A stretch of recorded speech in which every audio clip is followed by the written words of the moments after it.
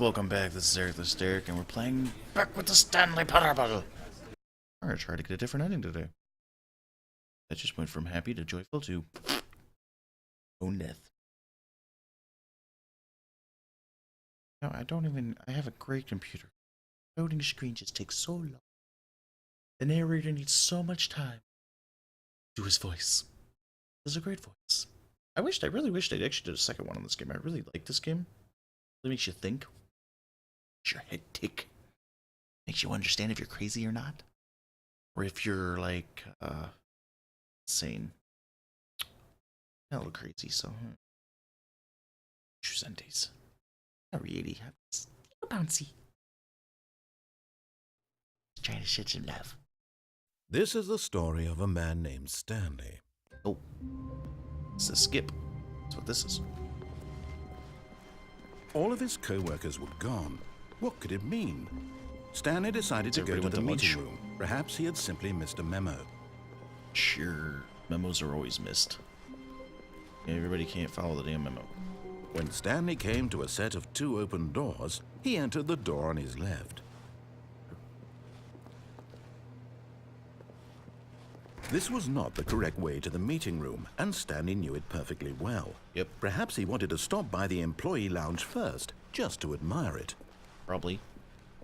Ah, yes, truly a room worth admiring. But eager to get back to business, Stanley took the first open door on his left. Oh, don't wanna. Like open Stanley doors. was so bad at following directions, it's incredible he wasn't fired years ago. Hey, how do you know my jurisdiction? Look, Stanley, I think perhaps we've gotten off on the wrong foot here. I'm not your enemy, really, I'm not.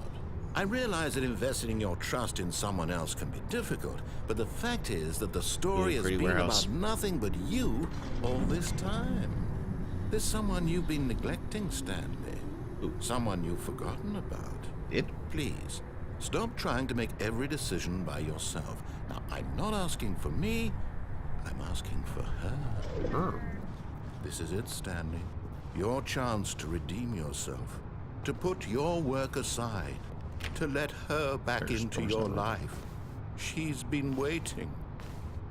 Okay. Hi. For a fearful thing. That's her, Stanley. You need to be the one to... Oh, no, you can't. Did you just unplug the phone? No, that wasn't supposed to be a choice. How did you do that? You actually chose incorrectly? I didn't even know that was possible. Let me double check. No, it's definitely here, clear as day. Stanley picks up the phone. He's taken to his apartment where he finds his wife, and the two pledge themselves to one another. Music comes in, fade to white, roll credits. Nice. Not picking up the phone is actually somehow an incorrect course of action. How is that even possible? None of these decisions were supposed to mean anything. I don't understand. How on earth are you making meaningful choices? What did you... Wait a second. Did I an just extra shot of sugar in my coffee? No, that's not possible. I can't believe it. How had I not noticed it sooner? You're not Stanley. You're a real person. Oh. I can't believe I was so mistaken. This is why you've been able to make correct and incorrect choices. And to think I've been letting you run around in this game for so long. If you'd made any more wrong choices, you might have negated it entirely. It's as though you completely ignored even the most basic safety protocol for real-world decision-making. Or did you not grasp the severity of the situation? Well, I won't have that kind of risk on my watch. I'm going to stop the game for a moment so we can educate you properly on safe decision-making in the real world. Please observe this helpful instructional video. Choice. It's the best part of being a real person. But if used incorrectly, can also be the most dangerous. For example, in this scenario, a hypothetical real person named Stephen has a choice. He could spend years helping improve the quality of life for citizens of impoverished third world nations. Really? Or he could systematically set fire to every orphan living in a 30-kilometer radius of his house. Which choice would you make?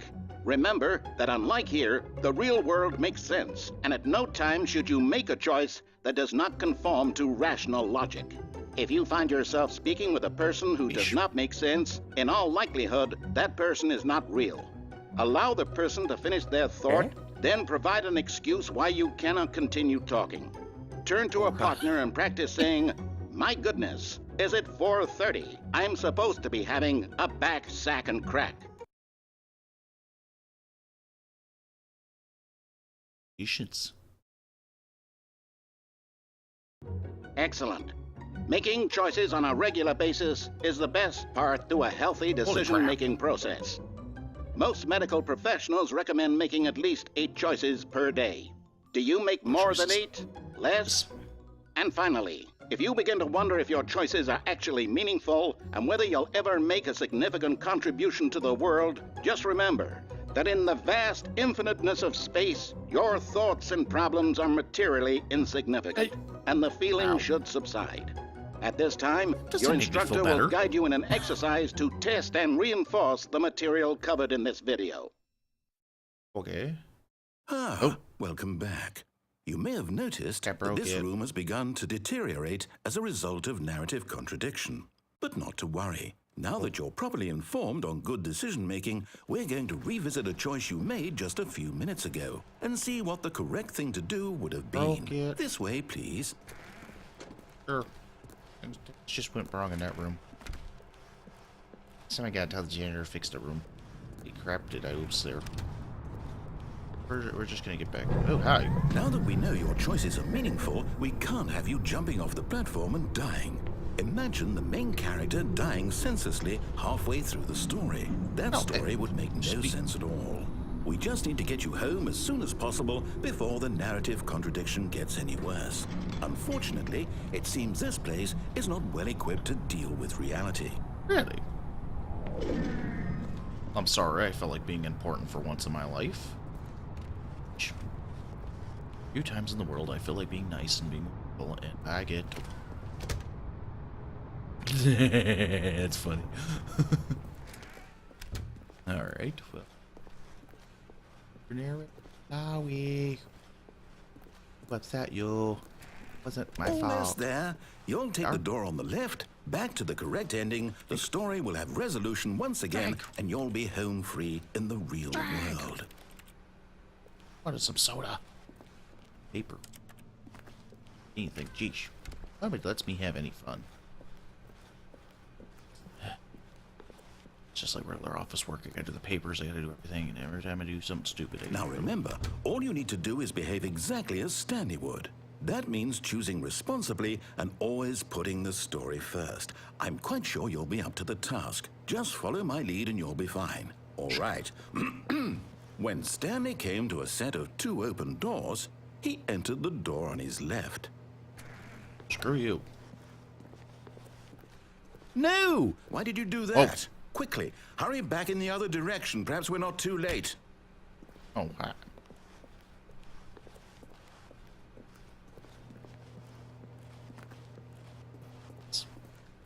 Get screwed up. Oh boy. Oh, it's ruined.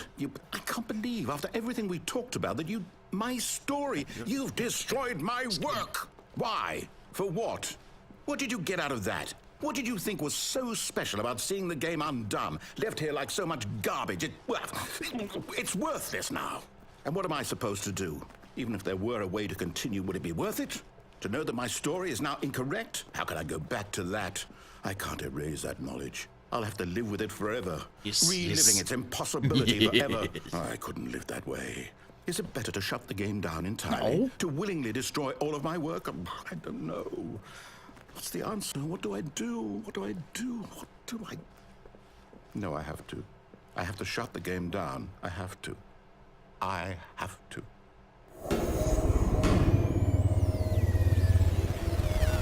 Oh no.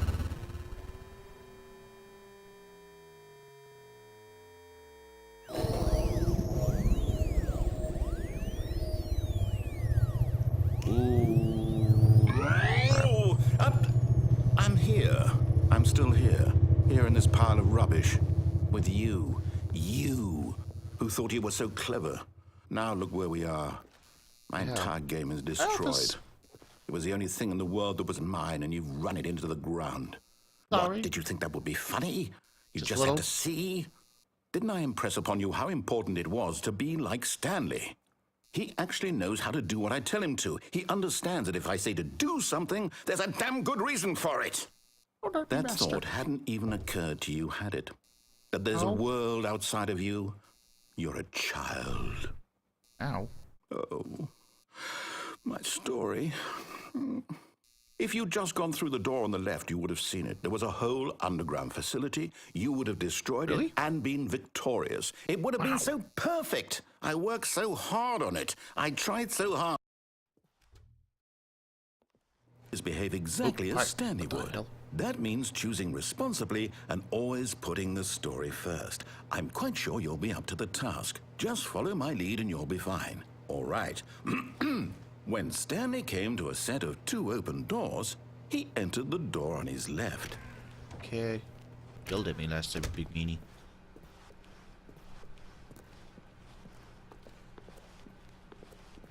Yet there was not a single person here either. Feeling a wave of disbelief, Stanley decided to go up to his boss's office, hoping he might find an answer there. Coming to a staircase, Stanley walked upstairs to his boss's office. Oh.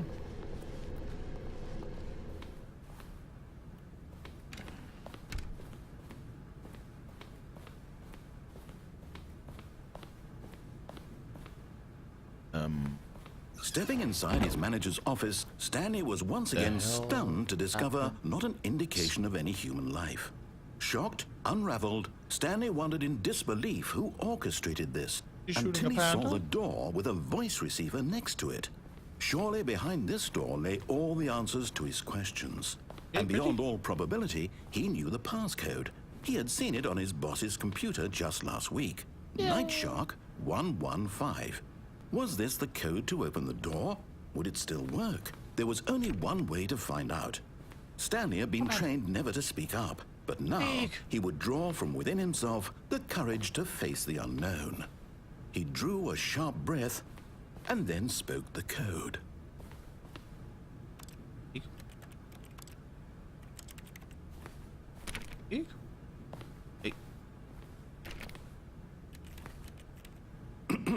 Stanley spoke the code.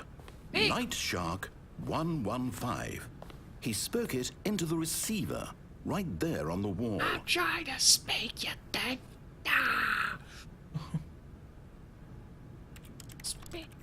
I'm sorry, is there a problem? Yeah, my You guy's didn't mute. mishear me, did you? Please speak the code into the receiver. Otherwise, we can't get on with the story. This is a crucial step. Well, it's not my fault. You diddled me. Okay, fine. You're not going to do it. But you know what? It's pretty humiliating to bring you this far, only for you to suddenly decide you have better things to do. I asked you for this one single thing, for your respect. The kind of respect Stanley shows for his choices. He knows what it means to take a story seriously. If you didn't want to see what I had to show you, then why did you come here? You had a choice, you know. You could have gone through the door on the right. You could have done whatever the hell you wanted over there. Why did you come this way? Speak. Say something to me. Explain yourself, you coward. When Stanley came to a set of 2 open doors, he entered the door on his left. I broke it. Stanley? Hello? Are you... Is everything okay? Stanley, please. I need you to make a choice. I need you to walk through the door. Are you listening to me? Guys, apparently that's the end of this one. We win. Is everything all right? Well, like, Stanley, subscribe, comment below. The story needs you. Bye-bye.